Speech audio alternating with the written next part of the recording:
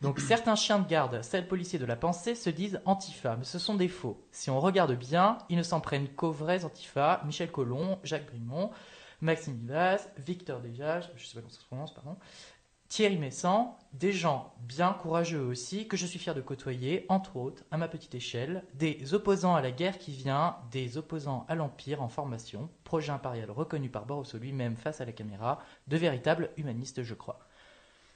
Moi, j'ai rien à retirer. Ça, je l'assume, cette citation. Écoutez, moi, je suis contre la guerre, comme Robespierre d'ailleurs, mais violemment contre la guerre. C'est-à-dire que la seule guerre que je pourrais imaginer, c'est la guerre de défense, la guerre de la victime qui est en train de se faire violer et qui fait violence à son agresseur. Mais c'est surtout qu'en fait, on te reproche ces liens, de tisser des liens avec l'extrême droite. Est-ce qu'on peut Attendez une seconde. C'est tout à fait exagéré de parler de lien. Ça s'appelle monter en épingle un événement qui n'est pas celui qui est prétendu. Je vais vous dire ce qui s'est passé sur Kadhafi. Nous étions en train de bombarder la Libye. Nous étions en train de bombarder Kadhafi et le peuple libyen. Avec mes impôts, on envoyait des bombes sur ce pays sans que j'aie été consulté. Et je suis contre le bombardement des populations civiles par qui que ce soit, donc y compris par les gens qui me représentent. Et dans le concert médiatique, on entend systématiquement à l'époque à la radio le fait que Kadhafi est un tyran, qu'il massacre son peuple, qu'il bombarde son peuple et que donc il faut absolument aller défendre son peuple en le bombardant. Ça, c'est le point de vue médiatique qui est asséné tous les matins à ma radio, dans ce que j'écoute dans les médias, j'entends ça tous les jours. Sur Internet, j'entends ça s'appelle des voix dissidentes, des opinions discordantes, qui disent, attention, une fois de plus, comme en Irak, on vous avait raconté qu'il y avait des armes de destruction massive pour que vous tombiez d'accord sur le fait d'intervenir et d'aller bombarder l'Irak. Je vous rappelle qu'aujourd'hui en Irak, ils en sont à peu près à 1 million de morts, si j'ai bien compris. Pour rien, parce qu'il n'y avait pas d'armes de destruction massive. Il n'y en avait pas. Et les mêmes qui vous avaient menti en Irak, les mêmes qui nous avaient menti en Irak pour faire la guerre en Irak, nous prétendent aujourd'hui que le tyran Kadhafi fait ceci, fait cela. Et il y a des gens, il y a des gens qui expliquent sur Internet que c'est un mensonge. Je ne sais pas s'ils ont raison. J'ai l'impression que c'est fondé. Je trouve un Michel Collomb qui explique en long, en large, en travers qu'il n'y a pas une vidéo, une image, une preuve des massacres de Benghazi qui étaient ceux qui fondaient la guerre en Libye. Excusez-moi, ça me paraît intéressant de donner la parole, d'écouter comme quelque chose d'intéressant ceux qui s'opposent à la guerre. Et je vois que les antifas s'en prennent à tous les gens qui résistaient à la guerre en disant il faut pas la faire, il faut pas la faire, il faut pas faire la guerre, disait Michel Collomb, disait Messant, disait. Et les antifas, eux, ils disent c'est donc des complices des tyrans. C'est honteux, complices des tyrans, parce qu'on veut pas faire la guerre. Mais qu'est-ce que c'est que cette façon de raisonner? C'est déloyal, c'est mensonger, c'est malhonnête, c'est de la calomnie. Je suis pas pour les tyrans. Je suis contre le fait qu'on aille balancer des bombes sur les populations en prétextant que ce sont des tyrans et en inventant au fur et à mesure les soi-disant exactions que les tyrans auraient commises. Je suis désolé, quand je vois qu'en Syrie, en ce moment, les rebelles syriens sont composés pour une large part de Turcs, mais depuis le début, de gens d'Al-Qaïda, mais depuis le début, des gens qui ont rien à faire en Syrie et qui sont là avec leurs armes lourdes à tirer, à semer le chaos dans le pays.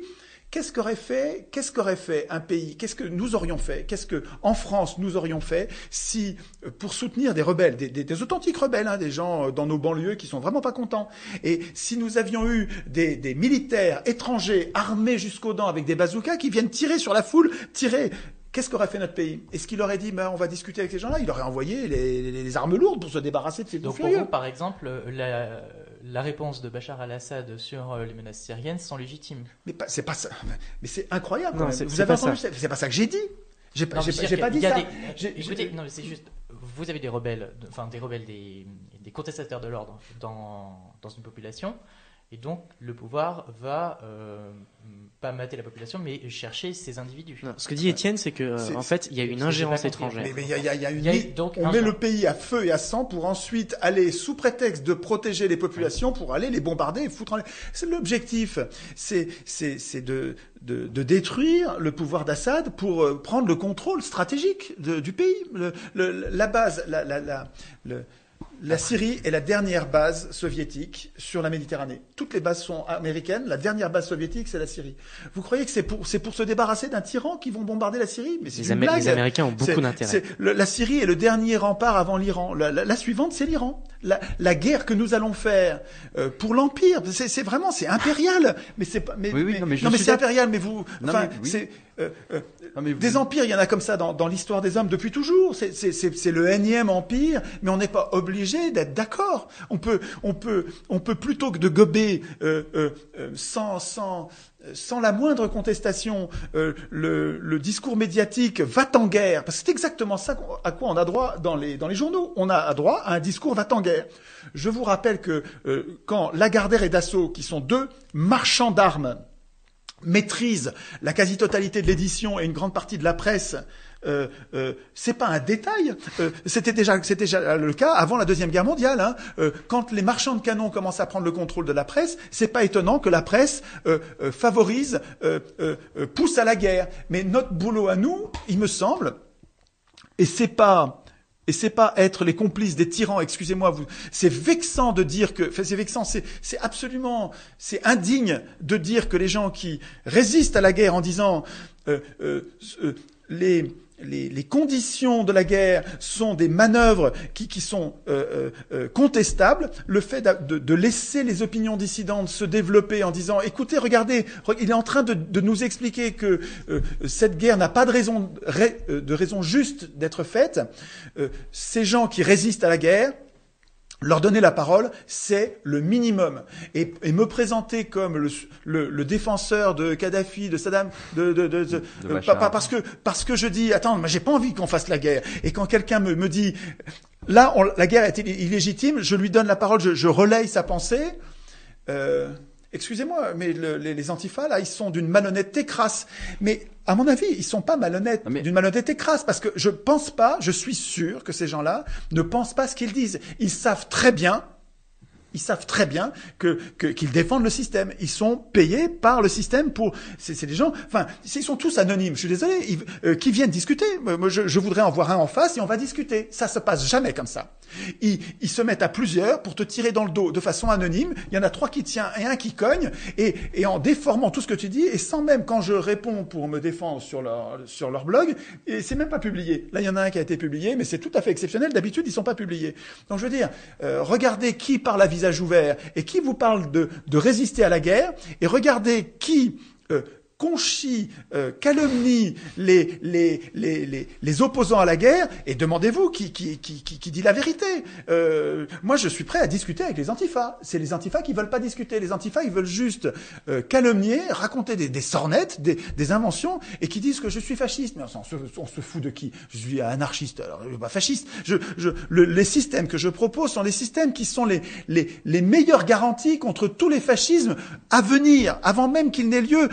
Le système que j'imagine de mettre en place, là, va nous permettre de résister à tous les futurs fascismes. Prétendre que je suis fasciste, mais c'est juste extravagant. Donc, je veux dire, sur cet exemple-là, sur la phrase que vous avez dite, je l'assume, et il suffit pas de la citer pour faire de moi un monstre. Cette phrase, elle est pas, elle est pas. Non, je pense que j'ai une question. Mais vous aussi, vous en avez d'autres, ça m'intéresse, parce que moi, comment lutter? Je les assume tous, tout ce qui me reproche là. Justement, il y en a une qui était assez, par exemple aussi. Pardon, je dirais apparemment le micro. Une dernière aussi, vous avez fait un commentaire sur un reportage révisionniste de l'Holocauste. C'était un reportage de Blanc-Rue. Et justement, vous avez dit... C'est pas passé comme ça. Ça s'est pas passé comme ça. Parce que pour le coup, j'ai vu cette vidéo, on voit votre avis dessus, et il y a... mon avis, j'ai pas mon avis, j'ai pas du tout mon avis. On voit, en tout cas, on clique sur onglet, c'est lié à la vidéo. Mais moi, ce que j'ai dit à Blanc-Rue, quand j'ai découvert son travail, il m'a écrit, et c'est en message personnel que j'ai dit à Blanc-Rue. Il y a un message public, en tout cas. Mais oui, mais après ça, il le publie. Mais attends, mais moi, Eric, vous êtes courageux. Mais c'est vrai qu'il est courageux. Justement, quelle est l'interprétation de cette phrase? Mais je suis désolé, mais l'interprétation, c'est super simple. Prenez la chose comme elle est, simplement. Effectivement, défendre le point de vue de Blanc-Rue aujourd'hui, c'est exactement courageux. Je sais pas s'il a tort, je sais pas s'il a raison, mais quand je vois la difficulté qu'il y a en France de plus en plus à défendre certains points de vue interdits, il faut du courage. Et alors, moi, je lui dis ça en message privé. Je dis en message privé, je dis putain, c'est courageux ça.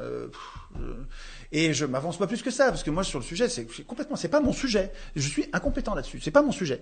Mais je vois ce truc-là, je lui dis c'est courageux. Et on le publie. Et alors on le publie ensuite. Qu'est-ce qu'on fait si je dis on le publie pas, je suis moi-même pas courageux. Je dis publiez-le. Ouais, publiez-le. Je le pense. Je pense qu'objectivement c'est vrai, il est courageux. Et je n'ai pas l'impression que ce soit un crime de dire qu'un bonhomme est courageux, d'être suffisamment sûr de ses convictions, de ce qu'il pense pour le dire dans cette ambiance de merde, vraiment cette ambiance des antifas qui est une police de la pensée, où en fait on est diabolisé et on devient quelqu'un qui a plus le droit de parler, c'est-à-dire qu'ils font interdire, les antifas, ils font interdire des manifestations, juste des réunions ou des conférences, ils font interdire des conférences, ils vont dissuader des conférenciers de venir discuter avec les gens qu'ils décident de traiter d'antifas, mais c'est eux qui sont fascistes. Enfin quand même, regardez, moi je leur interdis rien du tout. Qui est le fasciste là-dedans? Qui est le gars qui interdit la parole à l'autre? Qui est le gars qui fait régner la police de la pensée? C'est pas moi.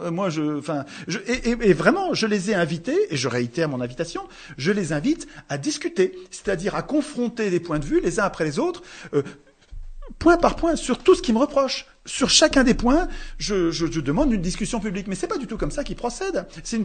C'est des méthodes de corbeaux, anonymes, qui déforment, qui concentrent. Si vous voulez, ils reprennent tous mes liens. Je travaille depuis 8 ans. Sur mon site, je dois avoir des dizaines de milliers de liens qui signalent le travail d'autres personnes. Vous prenez ils viennent de faire une espèce de diagramme des liens de Chouard avec l'extrême droite. D'abord, l'extrême droite, quand ils prennent Colomb qui est un anti-guerre forcené, comme extrême droite, c'est n'importe quoi. Quand ils prennent Asselineau comme extrême droite, pourquoi? Parce qu'il se bat contre l'Union européenne. Il se bat formidablement contre l'Union européenne. Le fait qu'il travaille à Pasqua, mais qu'est-ce que j'en ai à foutre qu'il ait travaillé à Pasqua? Je m'en fous. Voilà, je vois oui, je m'en fous. Le dossier, l'analyse, la rigueur de l'analyse d'Asselineau sur l'Union européenne, elle est utile, elle est d'utilité publique. Le fait qu'il ait travaillé à Pasqua, ça devrait me faire dire que je relaye pas son travail, mais je marche pas comme ça. Je fonctionne pas à l'étiquette en disant il a travaillé chez Pasqua, je veux plus en entendre parler. Ben moi je marche pas comme ça du tout. Et point par point, je peux défendre chacune de mes positions. Cheminade, soi-disant, le fait de relayer Cheminade serait d'extrême droite, mais c'est une blague. Cheminade, il se bat contre le fascisme financier, c'est les mots de Cheminade depuis 20 ans. Il y a 20 ans, vous étiez à peine né, et moi j'étais tout jeune, je m'en occupais pas. Et lui, depuis 20 ans, il a repéré la crise, l'épouvantable crise, c'est pas une crise, c'est un coup d'État. Le coup d'État bancaire que nous vivons en ce moment, Cheminade le prévoit depuis 20 ans. Et pour ça, il se fait traiter d'antisémitisme. Enfin, vous voyez pas le plan là, vous voyez pas ce que les antifas défendent. Les antifas nous empêchent de contester le système. Les antifas nous empêchent de critiquer les banques. Les antifas nous empêchent de défendre la patrie. Les antifas nous empêchent de défendre la nation. C'est ça leur truc. Ce qu'ils ne disent pas, ce qu'ils cachent, ce qu'ils ne disent pas, c'est qu'ils sont contre la nation, ils sont pour la guerre, ils sont pour l'empire. En fait, et le fait qu'ils soient anonymes, je veux dire, enfin. Moi, je voudrais en voir un vrai. J'en ai vu un vrai dans ma vie. J'en ai vu un vivant. Et c'était un tout jeune homme, quelqu'un qui s'était dit, il était manipulé, cet enfant-là. Il était très en colère. Parce que malheureusement, ça va couper en plus comment on est. En tout cas, quand j'invite les antifas, entre guillemets, parce qu'ils sont pas antifas, moi je suis antifa, mais pas eux. Quand je les invite à discuter, c'est pas une politesse. Je les invite vraiment à discuter, et tout s'éclaircirait. Je pense que tout s'éclaircirait. Je pense qu'ils ont. Si c'est des gens comme le jeune homme que j'ai vu l'autre jour, je crois qu'il était de bonne foi, il s'est fait manipuler, on lui a raconté que c'est un diable, c'est un gars, il est ceci avec cela. Le fait de discuter 1 heure avec moi, il aura compris que je suis animé par la même chose que lui. Je veux le même monde que lui, et que moi je cherche à passer par la Constitution, je cherche à passer par un processus constituant. Le fait que je relaye les travaux de l'un ou de l'autre n'a rigoureusement rien à voir. Et je suis capable de justifier. Quand je vous parle du travail de quelqu'un, c'est parce que c'est un intérêt. Quand je vous parle d'Annie Lacroix-Ries, c'est parce que son travail sert à quelque chose. Quand je parle d'Asselineau, c'est parce que son travail sert à quelque chose. Quand je parle de Cheminade, c'est parce que son travail sert à quelque chose. Qu'on aille me raconter qu'il est antisémite ou que je suis antisémite, putain, mais c'est choquant, c'est une insulte à l'intelligence, mais c'est vexant. Dites-vous qu'on nous a aussi. Et vous avez dû être intimidé. Parce qu'on n'a plus qu'1 minute en fait. Vous avez dû être intimidé pour ça, et c'est courageux de votre part. Il y en a plein qui résistent, qui se laissent pas intimider.